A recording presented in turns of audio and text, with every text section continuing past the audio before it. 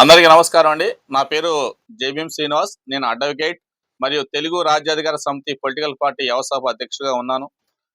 ఈరోజు ఈ వీడియో చేయడానికి ముఖ్య కారణం ఏంటంటే, in the interest of public safety. మరొకసారి, in the interest of public safety. ఈ వీడియో కోర్స్ సొల్లు శ్రావణ్ గారి గురించే, ఖచ్చితంగా పెద్ద చెంచా అయిన సొల్లు శ్రావణ్ కుమార్ గురించే. ఈ బుక్ ఒకటి సొల్లు శ్రావణ్ కుమార్ చదవాలి. చెంచా యుగం అనే ఈ బుక్ని మహాత్ముడు మాన్యశ్రీ కానిశ్రామ్ గారు రాశారు. ఖచ్చితంగా ఈ బుక్ చెంచా యుగం అనే బుక్ ఈ సొల్లు శ్రావణ్ కుమారు ఈ పెద్ద చెంచా, అతని పక్కనున్న చిన్న చెంచాలు, మధ్య చెంచాలు, ఇంకా చిన్న చెంచాలు చదవాలి. ఈ బుక్ వాళ్ళకి డెడికేట్ చేస్తున్నాను నేను. ఎందుకంటే ఈ బుక్లో పేజీ నెంబర్ 89లో చెంచా యుగం అనే ఒక టాపిక్ ఉంది. పేజీ నెంబర్ 89లో చెంచా యుగం అనే ఒక టాపిక్ ఉంది. ఇంకొంచెం ముందుకు వస్తే పేజీ నెంబర్ 95లో బాగా సూట్ అయింది వీళ్ళకి బాగా సూట్ అయింది. 95లో పేజీ నెంబర్ 95లో చెంచాలో రకాలు. ఈ బుక్ ఖచ్చితంగా చదవాలి. ఈ బుక్ వాళ్ళకి లభిస్తే ఓకే, లేకుంటే నన్ను రీపోస్ట్ చేయమని చేస్తా, అందిస్తా ఫిజికల్గా. ఈ పేజీ నెంబర్ 95లో చెంచాలో రకాలు అనేది ఈ పెద్ద చెంచా అయిన సొల్లు శ్రావణ్ కుమార్ ఖచ్చితంగా చదవాలి.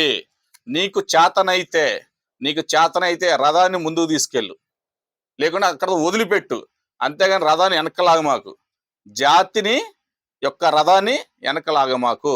నువ్వు చేసే అన్యాయాలు, మోసాలు, అకృత్యాలు, దౌర్జన్యాలు, దాష్టికాలు, నమ్మక ద్రోహాలు ఇవన్నీ బడుగు బలహీన వర్గాలకి నువ్వు చేస్తావన్నావు. ఎస్పెషల్లీ ఎస్సీ మాల కమ్యూనిటీని కూడా నువ్వు ఖచ్చితంగా నమ్మద్రోహం చేస్తున్నావు, మోసాలు చేస్తున్నావు, అన్యాయాలు చేస్తున్నావు. డబ్బే పరమావధిగా, మోసపూరితంగా, కుట్రపూరితంగా డబ్బు సంపాదించాలని ఆలోచనే అంత షో పిటప్ చేస్తా ఉన్నావు. బిల్డప్ బాబాయ్లాగా పెద్ద పెద్ద బిల్డప్లు ఇస్తా ఉన్నావు. నీకు అంత సీన్ లేదు.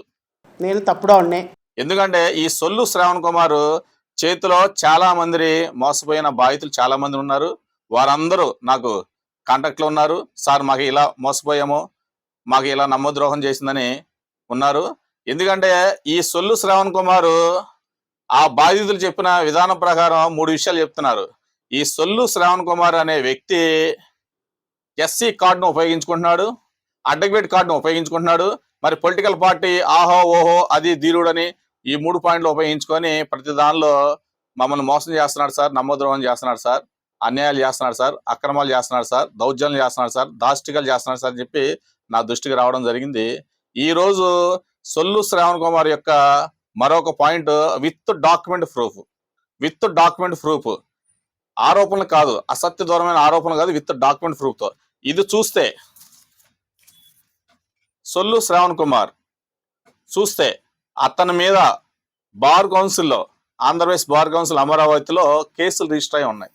ఎవరైతే విక్టిమ్స్ ఉన్నారో, ఎవరైతే బాధితులు ఉన్నారో, ఎవరైతే సొల్లు శ్రావణ్ కుమార్ చేతిలో మోసపోయారో, ఎవరైతే సొల్లు శ్రావణ్ కుమార్ చేతిలో విక్టిమ్ గా ఉన్నారో వాళ్ళందరూ బార్ కౌన్సిల్లో అమరావతిలో పెట్టిన కేసుల్లో కొన్ని కేసులు చదువుతాను. ఒకటి ఎస్ఆర్ నెంబర్ 45/2023. ఇందులో శ్రీ హనుమంతరెడ్డి గారు, కె హనుమంతరెడ్డి గారు, ఈయన రెడ్డి కులస్తుడు, చాలా పెద్ద మనిషి, ఇన్నోసెంట్. లక్షలు కొల్లగొట్టాడు ఈయన దగ్గర నుంచి. నేను తప్పుడా ఉన్నా. ఆ అన్యాయాన్ని, ఆ మోసాన్ని తట్టుకోలేక బార్ కౌన్సిల్లో ఈయన కంప్లైంట్ పెట్టడం జరిగింది. మరొకటి 63/2023 ఈ కంప్లైంట్ పెట్టింది శ్రీమతి గనిబినేని అనంతలక్ష్మి గారు. I think so she is belongs to Kamma సామాజిక వర్గం. ఆమె కూడా చాలా పెద్ద ఆవిడ, చాలా ఇన్నోసెంట్, అమాయకురాలు. ఇలా అమాయకత్వాన్ని, ఇలా మంచిని ఒక మోసంతో, ఒక అబద్ధంతో మోసం చేశాడు కాబట్టి లక్షలు కొల్లగొట్టాడు. నేను అడ్వకేట్ని, అది చేస్తాను, ఇది చేస్తాను, ఆర్డర్ తీసుకొస్తాను, ఈ ఆర్డర్ తీసుకొస్తాను చెప్పి నమ్మించి పలికి అబద్ధాలతో మోసపూరితంగా, కుట్రపూరితంగా ఇలా నమ్మించి లక్షలు కొల్లగొట్టాడు. కాబట్టి ఈరోజు ఈ బాధితులు బార్ కౌన్సిల్ ఆఫ్ ఏపీకి అమరావతికి వెళ్ళి అతని మీద కంప్లైంట్ చేయడం జరిగింది.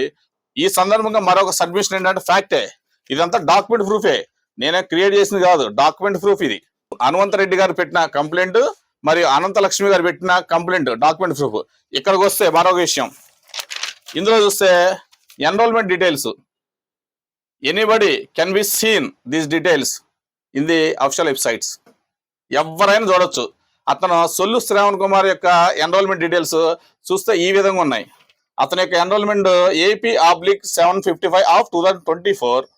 కిందకు వచ్చేస్తే స్టేటస్ సిఓపిఎన్పి.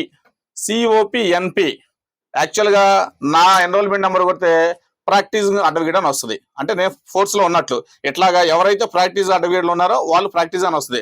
బట్ మనోడు మాత్రం ఈ గనుడికి ఈ గొప్పవాడికి సిఓపిఎన్పి అని వచ్చింది. సిఓపిఎన్పి అంటే practice of certificate non practice. అంటే ఈ సొల్లు శ్రవణ్ కుమార్ అడ్వకేట్ కాదు, నాన్ ప్రాక్టీస్. ఇది ఒక ఘనకారం అనమాట. ఇది వెబ్సైట్ లో అఫిషియల్ గా పబ్లిక్ డొమైన్ లో కనిపించేసి సిఓపిఎన్పి నాన్ ప్రాక్టీస్, సొల్లు శ్రవణ్ కుమార్ నాన్ ప్రాక్టీస్. ఇంకో విషయం, ఈ ఎన్పి వలన ఇతను ఈ cannot entail to file the vakalat before any honourable courts.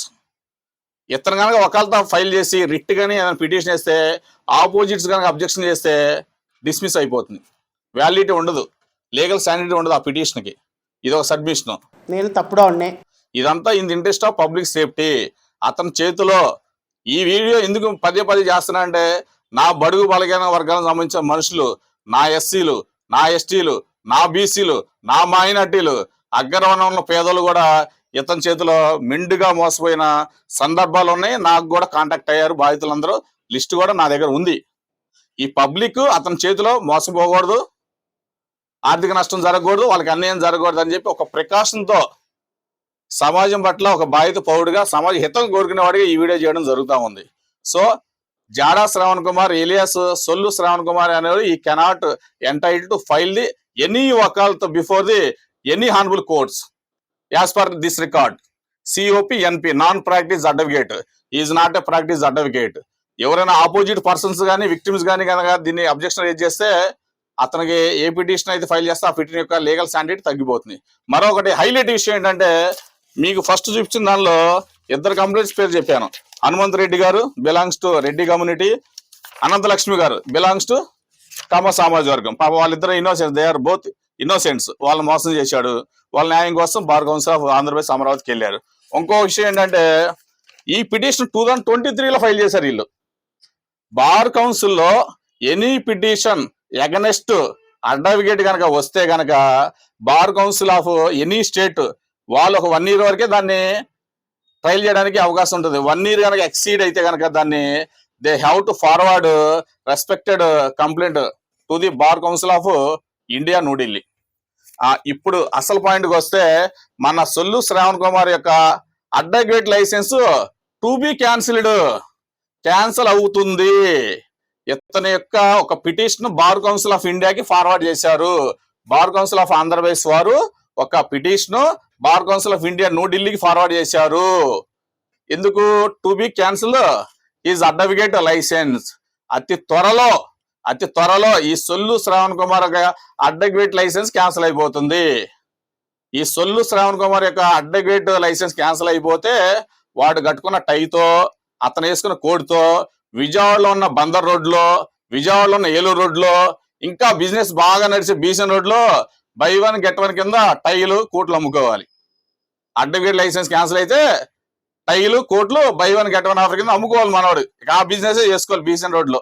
నేను తప్పుడా ఉన్నాయి. ఇది పరిస్థితి. నిన్ను నమ్మి నువ్వు అడ్వకేట్గా ఎటువంటి న్యాయవాది విలువలు పాటిస్తున్నావు.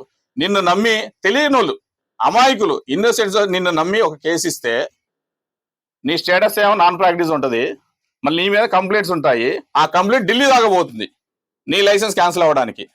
ఇప్పుడు మనోడు ఢిల్లీ వెళ్ళి ఎవడో ఒక కాళ్ళు చేతిలో పిసుకోవాలి, దాన్ని ప్రొటెక్షన్ చేసుకోవాలి. అడ్వకేట్ లైసెన్స్ కాకుండా ఆల్రెడీ అన్ని ఆధారాలతో ఎవరైతే బాధితులు విక్టిమ్ ఉన్నారో బార్ కౌన్సిల్ ఆఫ్ ఆంధ్రప్రదేశ్ అమరావతిలో ఫైల్ చేశారు. ఒక ఫైల్ అయితే 1 file was forward to bar council of India, New Delhi. ఖచ్చితంగా చెప్తున్నా, అతి త్వరలో ఈ సొల్లు శ్రవణ్ కుమార్ యొక్క advocate licence to be cancelled. ఖచ్చితంగా నేను చెప్తున్నాను. అంటే అటువంటి దారుణాలు చేశాడు, అటువంటి అన్యాయాలు చేశాడు, అటువంటి అకృత్యాలు చేశాడు, అటువంటి దౌర్జన్యాలు చేశాడు, అటువంటి దాష్టికాలు చేశాడు. మరొకసారి ఈ వీడియో చేయడానికి నాకు బాగా ఎగ్జైట్మెంట్ చేసిన పర్సన్ ఎవరు ఉన్నారంటే, నీ పక్కన ఉన్న సురేష్ అనే చెంచాగాడు, మధ్య చెంచాగాడు. ఏదో నా గురించి ఫేస్బుక్ లో పోస్ట్ పెట్టాడు. ఆ పోస్ట్ చదవగానే నాకు కొంచెం బాగా ఎగ్జైట్మెంట్ వచ్చి ఈ వీడియో చేస్తున్నాను. This video whole credit goes to only నీ మధ్య చెంచా సురేష్ పోస్ట్ పెట్టడం వల్లే ఈ వీడియో చేయాల్సి వచ్చింది. లాస్ట్ టైం ఒక వీడియో చేశాను, చాలే అనుకున్నా. కానీ సురేష్ యొక్క పోస్ట్ వల్ల ఇన్స్పిరేషన్ అయ్యి నాకు ఎగ్జైట్మెంట్ అయ్యి ఈ వీడియో చేస్తున్నాను.